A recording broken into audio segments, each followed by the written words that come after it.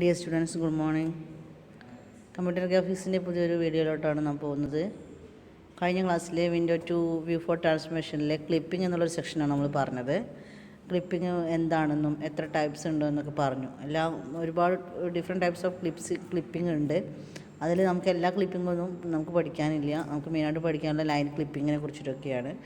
അപ്പോൾ ആ ലൈൻ ക്ലിപ്പിങ്ങിനെ കുറിച്ചൊരു ഇൻട്രൊഡക്ഷനാണ് ഇന്നത്തെ ക്ലാസ്സിൽ പറയുന്നത്. ലൈൻ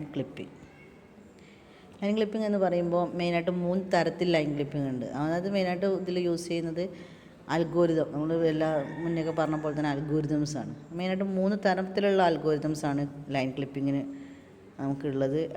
എല്ലാമൊന്നും പഠിക്കാനൊന്നുമില്ല, അതിലൊന്നേ നമുക്ക് പഠിക്കാനുള്ളൂ. ഫസ്റ്റ് ഇത് Cohen Sutherland line clipping algorithm, mid point subdivision line clipping algorithm, Liang Barsky line clipping algorithm. Cohen Sutherland line clipping algorithm, mid point subdivision line clipping algorithm, Liang Barsky line clipping algorithm.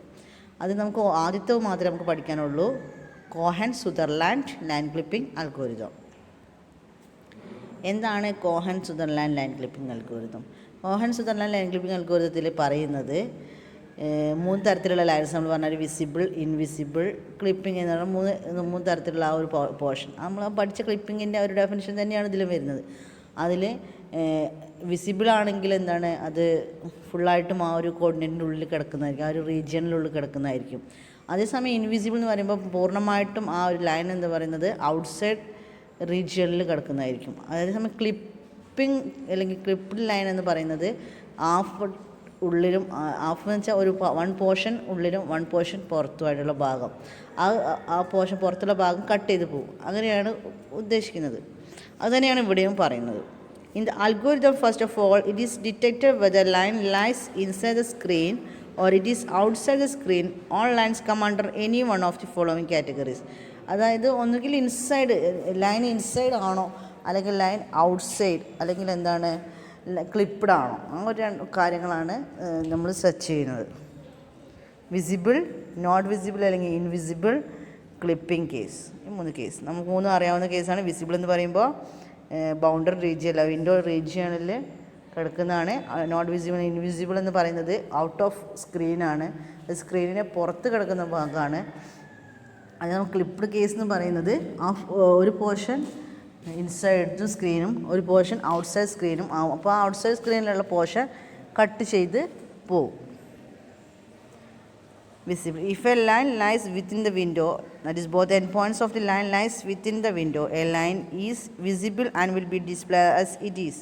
Visible എന്ന് പറയുമ്പോൾ ലൈനിൻ്റെ ഫുള്ളായ പോർഷനും വിൻഡോൻ്റെ ഉള്ളിൽ, അതായത് 2 end പോയിൻറ്റും, ഒരു ലൈനിൻ്റെ 2 end പോയിൻറ്റും ഒരു സ്ക്രീനിൻ്റെ ഉള്ളിൽ, അതായത് ഒരു വിൻഡോൻ്റെ ഉള്ളിലുള്ളതിനാണ് വിസിബിൾ എന്ന് പറയുന്നത്.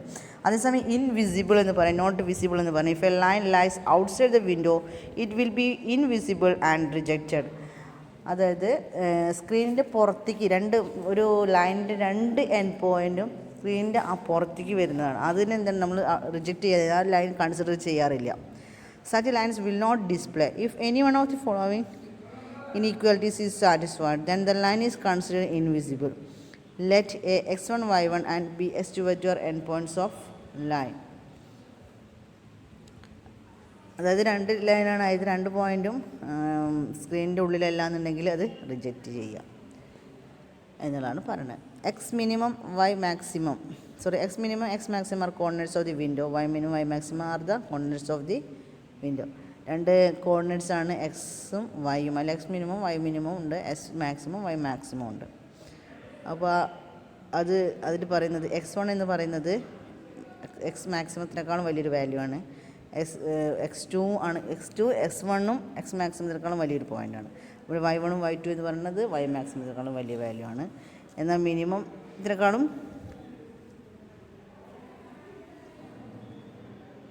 മിനിമത്തിനേക്കാളും ചെറുതുമാണ്.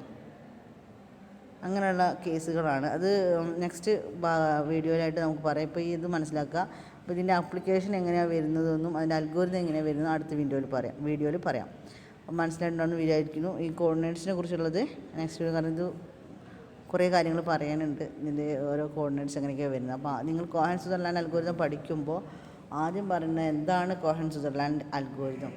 അതായത് ലൈൻ ക്ലിപ്പിംഗ് അൽഗോരിതം 3 അൽഗോരിതങ്ങളിൽ ഒന്നാണ് കോഹൻ-സുദർലാൻഡ് അൽഗോരിതം എന്ന് പറയുന്നത്. അതിലുള്ള 3 റീജിയനൊക്കെ കാര്യങ്ങളൊക്കെ പറയാം. എന്നിട്ടാണ് എക്സാമ്പിൾ പറയുമ്പോൾ നിങ്ങൾക്ക് മനസ്സിലാവും.